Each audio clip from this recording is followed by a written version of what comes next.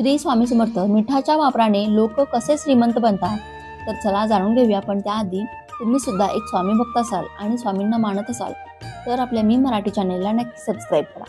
Number 1, ज्योतिषी शास्त्रानुसार मिठाला चंद्र आणि शुक्राचा प्रतिनिधी मानला जातो. मीठ जर तुम्ही स्टीलच्या किंवा लोखंडाच्या भांड्यामध्ये ठेवले तर ते घातक आहे. नंबर 2, मीठ प्लास्टिकच्या डब्यामध्ये कधीच ठेवू नका. नंबर 3, मीठ हे फक्त आणि फक्त काचेच्या बरणीमध्ये ठेवावे. नंबर 4, मीठ आणि काच हे दोन्ही राहूचे कारक मानले जातात. त्यामुळे तुम्ही मीठ काचेच्या बरणीमध्ये किंवा बाउलमध्ये ठेवलं आणि ते टॉयलेटमध्ये किंवा बाथरूममध्ये ठेवले तर तिथून सर्व निगेटिव्ह एनर्जीचा नाश होतो. कारण राहूचा सगळ्यात जास्त दुष्परिणाम हा बाथरूममध्ये असतो. याशिवाय तिथे असलेले जीवाणू विषाणू सुद्धा नष्ट होतात. प्रत्येक महिन्यात मीठ बदलून जुने मीठ